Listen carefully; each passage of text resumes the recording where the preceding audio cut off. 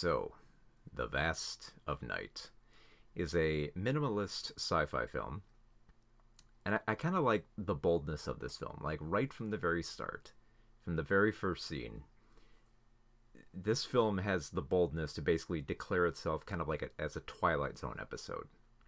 Like, it's kind of weird. They staged this as kind of like an episode of a 1950s sci-fi anthology series. It's not Twilight Zone. It's like this.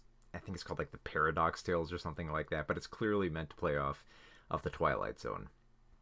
So bearing that in mind, we're kind of set up for what we're in for here. We're going to be in for something of the era and something that's a little bit of like a fable that has an allegory going for it with sci-fi elements woven in.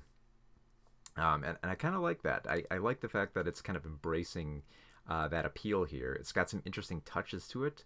Um, the one problem I think with this film, though, is it feels too much like a Twilight Zone episode where it feels like it's padded a little bit too much. Um, like it feels like it lingers a bit. Like this is kind of like a problem with the film, but also kind of one aspect that I kind of dig. Um, and yet it's a little bit underwhelming. Like I'm very torn on this film. So the premise is it takes place in this small town where there's a basketball game that's going on at the high school. The game's about to start. Everyone's racing around trying to finish everything up here. And Everett, played by Jake Horowitz, is basically kind of a little bit of like an expert on electronics. He works at like the radio station, and he's kind of got a hang on things there where you kind of like it feels like he knows everybody, and it's a little bit of like a slick talker where he can talk his way into anything. And while he's at the high school, making sure everything is good to go over there, he runs across Faye, who's played by Sierra McCormick, and Faye wants to break into radio too. Like she's very excited about it. So she's basically begging Everett, like show me how to use the tape recorder. And Everett is so efficient at this. Like while he's like walking out of the high school, out of the parking lot, talking to people on his way out, he has time to show her, how to, use the tape recorder, pick up the microphone and record your voice. And basically, yeah, like while they're both walking their jobs, they both talk about the future and all these great advancements that are happening, and what are their lives going to be like in the future with all this great technology at the time. And I kind of like this aspect mostly because like the camera lingers on these scenes. Like we get to follow these characters, into the high school and out of it, and we hang on them and we just hang on their conversation for the longest time. And we get to, and it's very quick. I like how they're very like fast talkers, and yet like it feels like they're talking about nothing, but you want to keep hearing what they're talking about. It doesn't really have anything to do too much with the central plotting. But it's a great, like, I was tempted almost to say it's kind of like if Quentin Tarantino directed a Twilight Zone episode, but of the era, so not going for like the violence and the cursing, obviously. But then once the film actually gets to its main issue is that Faye discovers she works at a switchboard, and she discovers that there's a weird sound on one of the lines, and it sounds very eerie and unearthly. And so she basically contacts Everett and says like, "Hey, have you ever heard this sound before?" He's like, "No, I've never heard it. Maybe we could ask one of the maybe we can play it on the air and see if any of the listeners know anything." And once they do play it, they actually do get a response, and someone calls in and says, "I've heard this before, but it had something to do with a government organization." And from there, they kind of learn a little bit more and more and more until eventually, they make this discovery of aliens coming to our planet. Now, I'm very, like I said, I'm very torn on this film because I like the build up to this where there's enough faith to let the camera just linger on these scenes. Like it feels very throwbackish to, how, like classic Hollywood films would have a lot of scenes where there wouldn't be a lot of quick cutting, or they let the camera stay there for many more seconds or minutes than we usually do nowadays. And I kind of like that faith to have the camera just linger on these scenes. But there's such, like I said, there's such a great boldness with like this dialogue too, that for many of the scenes where we're listening to what the listener on the radio is talking about with the alien signal, we're just watching Everett just sit there and listen to him. And it's fairly dramatic, but at one point, like the visuals will just drop. Like it'll just like fade to black, and we'll still hear the listener. We'll still hear Everett.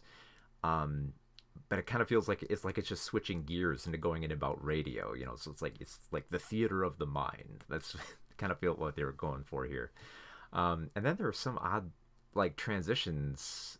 There's some interesting transitions here. Like at one point, like there are several points where they switch gears and like we pull back, and it kind of looks like we're watching this episode on a black and white television, and then we go back into the film. Other scenes, like there's a great transition to get, you know, from Faye over to Everett, from like the switchboards over to the radio station, and it's this very interesting sequence. We go out of the switchboards, and we go into the street, and we go into the parking lot of the high school, and we go into the gym, and we watch the game for a bit, and then we go around the audience, and then we go outside, and then we find Everett outside, and then we follow him in to the radio station. So it's a pretty cool camera technique. I gotta admit, this is my first time director, Andrew Patterson, and he has a lot of great ambition here. I love the way he lets the camera linger. He has some, like I said, he has some interesting camera techniques. But like I said, I'm very torn on this one because it feels a lot like Sella and the Spades, you know, a film by like a first time director. But I'm kind of more interested in the film more from what this director will do next as opposed to what they're doing now. Like I love the way that this whole film is set up. I love the dialogue is pretty crisp here. I like the way it kind of like slowly builds. But similar to Sell and the Spades, once it gets to the end, it kind of just loses steam, and the allegory and more or less the fable that it's building towards, that slow burn it's had throughout, kind of just peters out.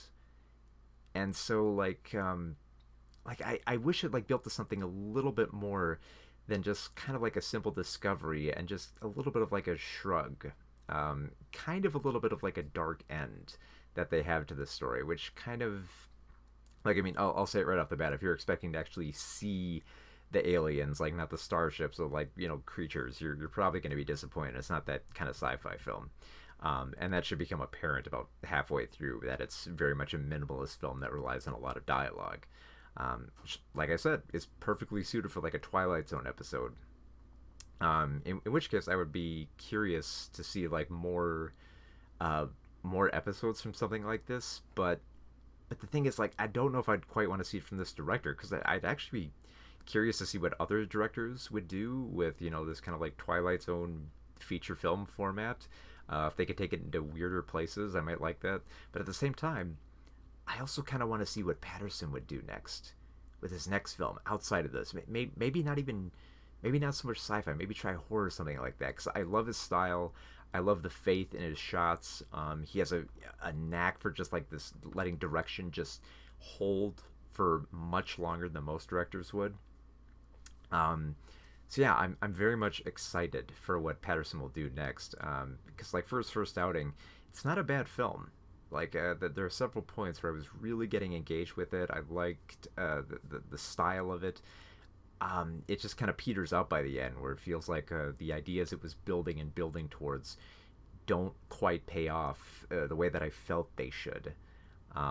So yeah, a mild disappointment, but still a pretty good film. This is definitely, I would say, definitely check this one out if you want to see a new talent on the rise here, because I'm very much interested to see what Patterson will do next year. So, for The Vast of Night, 3 out of 5 stars.